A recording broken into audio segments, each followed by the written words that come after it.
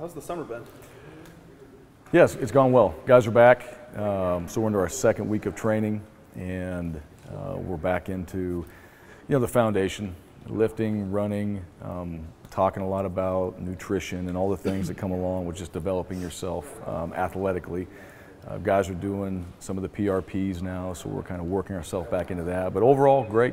Got a few new players here on campus. We brought a few guys in early, which we didn't do last year. The rest will come in July 5th, and then we'll have our full group. But so far, so good. Just trying to, like we talk about around here, try to get better every day. I think we're doing that. Today was a great day. We had Real Life Wednesday, so Sam McCaskill came in here, Richie Brockle, to talk to these guys, not only about their experience as players, but what are they doing now, and what was that transition like after they were done playing here.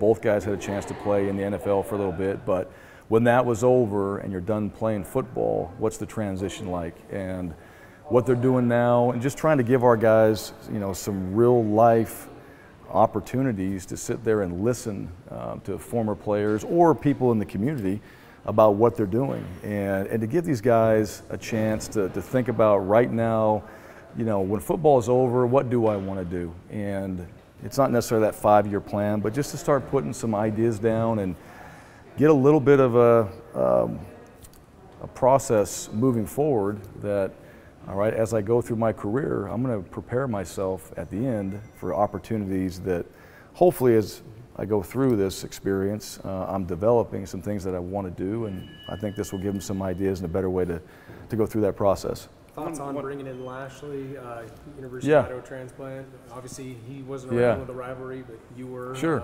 Just having that replace Van Der Esch. Yeah, well, one, I think he's a good fit, and being around him, obviously the production part of it as a player, that showed up. But getting around him, getting to know him, does he fit here? Can he come in here and help us get better as a team? And we think he can do that. Now, he's just started. He's figuring it out. He's going through meetings this summer. He's watching tape. He's getting accustomed to how we do things. But he's been a great addition. There's some maturity that he brings from playing, and certainly a guy that, when you come in as a transfer, a lot like Montel did, you're coming in for a reason. You want to be a part of something.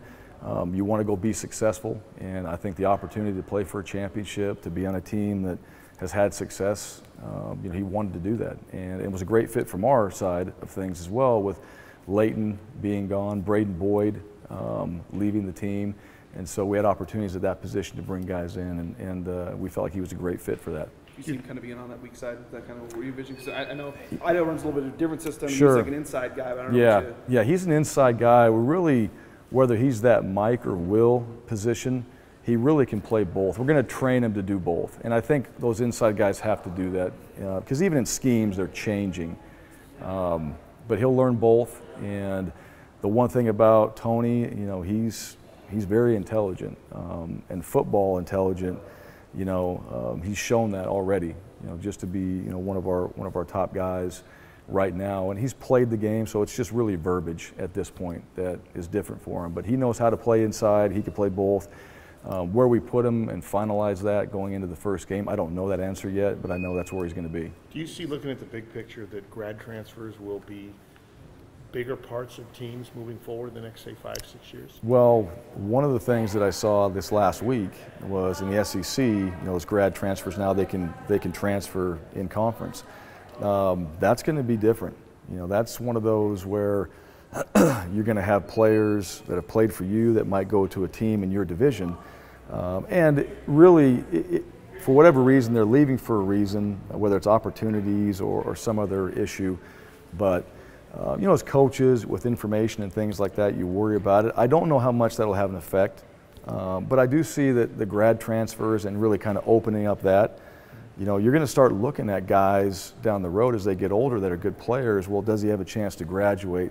And the one thing you don't want people tampering with guys that you're telling them all of a sudden through their high school coach or whatever, tell him he should graduate in his last year, he can come play, at this place. That's not what this is intended to do. It's intended for players that have already graduated because that's the mission. You've accomplished that. to either go somewhere and continue because of opportunities, because they want to play, but not to have somebody really being recruited for that. And so I don't know the answer to it. I know the rules of it, and I hope people, have integrity for that. But certainly something that we have to monitor, over these next couple of years and figure out how that goes. Speaking of rules, it looks like they're maybe revisiting the idea of playing 4 games and not count as a freshman. How is that sort of coming back to maybe being considered? Yeah, and I think it has a chance. I hope it does. I think it's crazy that they're tabling that and then they didn't go through the first time. That is the answer to so many problems that you have towards the end of the season. You can use however you want. If you want to play a freshman early in 4 games, you want to play him wherever and then still use his redshirt year, then by all means do that.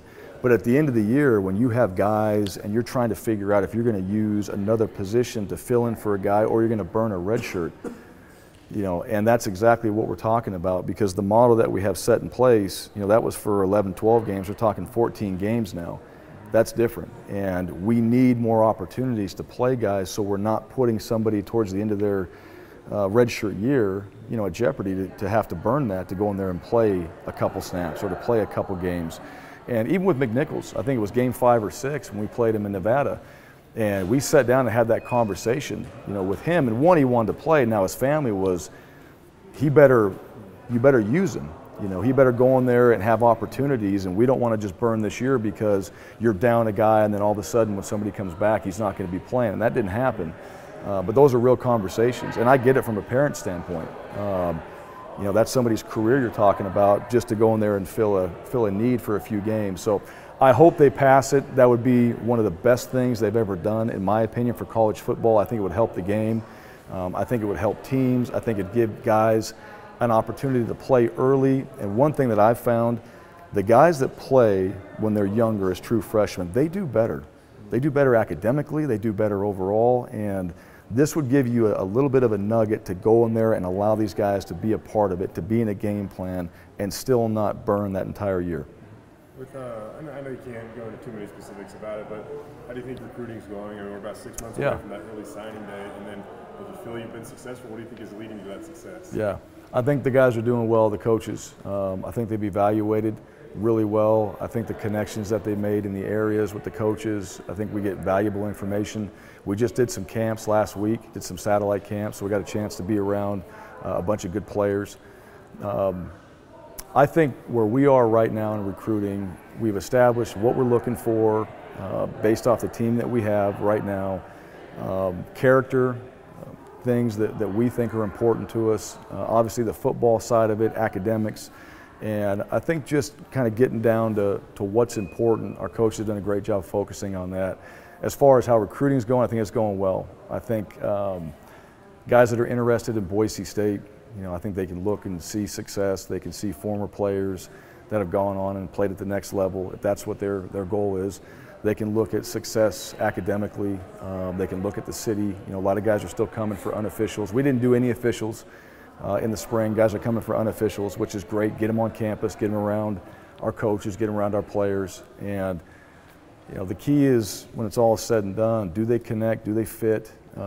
Is there the right vibe? And I think we've just done a good job of identifying those guys through the process, and when they get here, for the most part, they fit. This is where they want to be, and then whether we're battling a little bit, I think we got a pretty good edge in the department when the season begins, and we play well. I think that really helps us to solidify a few guys down the road. I was looking at DeAndre Pierce tweeted out a couple weeks ago, joking around about the new guys getting on campus, and you have no idea what you're getting into. Yeah. How do you integrate the new guys? And, the second one. When's the second wave get here? A little under July a month. 5th. Yeah, a little under a month. Yeah. So how do you integrate those guys into college football? Fast. Yeah. I mean, it's really there's a process. And, we have people on our staff that help these guys transition. We're going to get them into their dorms. Their families are going to bring them here, make sure they're set up, just from a living standpoint. They got everything they need, food, water. They've got people here that are going to help them. But you got to just jump in. You jump in the fire right away. And the older players, I think one of the keys to success that way is the older guys take care of the younger guys and teach them the ropes. and help those guys with how we work out, how we run, what do we do out there in our practices in the summer, what does it need to look like. And I think when you have a team that's led well and your older players do a good job of that, your younger guys, they show up, the work is harder than what they've done. So it's not about the physical part, but as far as how we do things becomes more important than the physical work itself. And then once they're doing it right, they catch on, they're around just bigger, faster guys than they've been, and eventually they start to fit in and they get better along the way. So I think we've done a good job of that. I think our veteran players, our leaders, have done a good job helping those young guys. When we get the new ones in, then we'll be full strength, and we'll find out where we're at, middle of July at that point. With Drake having left, Yep. that's a hit to running back depth. You bring it in two this summer. Probably pretty evident, but do you think you're gonna play one of those guys? I mean, are you approaching it that way? Yeah, we do. Yeah, we're approaching it. Both are playing right now. Just because you never know. Skylar Siebold moving over to that side has really helped us, and he's a guy that we know can play. He will help us. But Danny Smith, he's on campus right now. Andrew Van Buren, saw him a few days ago. He looks good. So both those guys. No, actually in California when we were there. So I got a chance to see him. Both those guys, they know it. They're coming in here with the mindset of playing. Whether we do remains to be seen. But just with the depth, the tailback, and sometimes how that position goes, those guys have to be ready.